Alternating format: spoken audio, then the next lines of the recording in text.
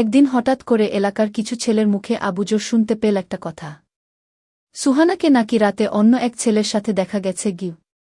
প্রথমে আবুজর বিশ্বাস করেনি। সে ভাবল মানুষ তো হিংসা করেই।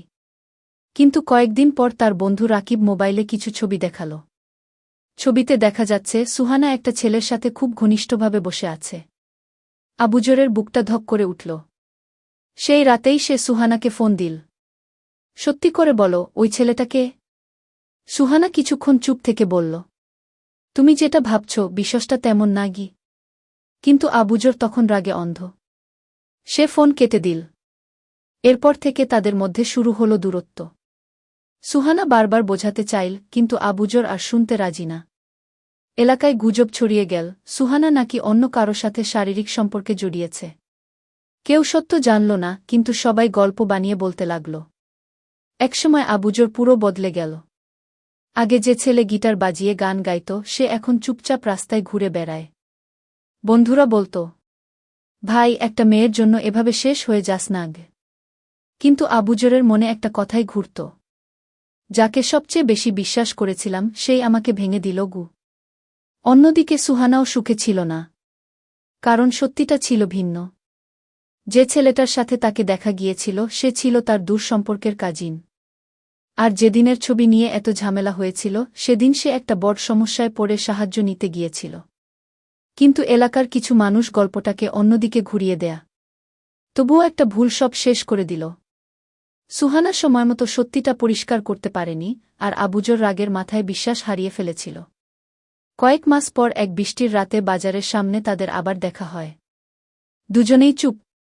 আবুজর শুধু বলল, যদি সেদিন একবার সত্যিটা খুলে বলতে গু। সুহানার চোখ ভিজে গেল। আর যদি তুমি একবার বিশ্বাস করতে গু। তারপর দুজন দুই দিকে হাঁটা দিল। বৃষ্টির পানির মতোই তাদের প্রেমটা সেদিন চুপচাপ মাটির সাথে মিশে গেল।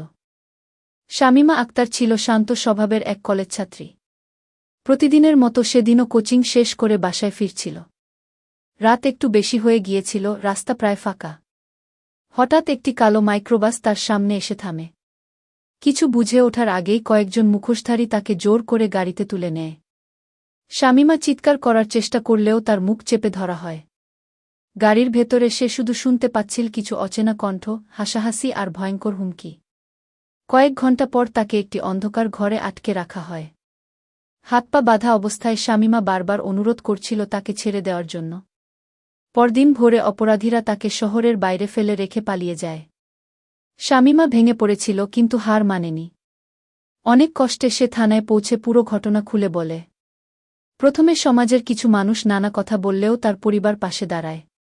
পুলিশ তদন্ত শুরু করে। আশেপাশের সিসিটিভি ফুটেজ, গাড়ির নম্বর এবং মোবাইল লোকেশন ট্র্যাক করে একে একে অভিযুক্তদের গ্রেপ্তার করা হয়: রাকিব, সজীব, নয়ন ও রুবেল। আদালতে শামিমা সাহস করে নিজের জবানবন্দি দেয়। কয়েক মাসের বিচার শেষে আদালত অপরাধীদের কঠোর শাস্তি দেয়। বিচারকের একটি কথা তখন সবার মনে দাগ কাটে। একজন নারীর সম্মান নিয়ে খেলা শুধু একটি মানুষের বিরুদ্ধে অপরাধ নয়, পুরো সমাজের বিরুদ্ধে অপরাধ। শামিমা ধীরে ধীরে স্বাভাবিক জীবনে ফিরতে শুরু করে। সে সিদ্ধান্ত নেয় ভবিষ্যতে এমন নির্যাতনের শিকার মানুষদের পাশে দাঁড়াবে, যাতে কেউ ভয় পেয়ে চুপ না থাকে।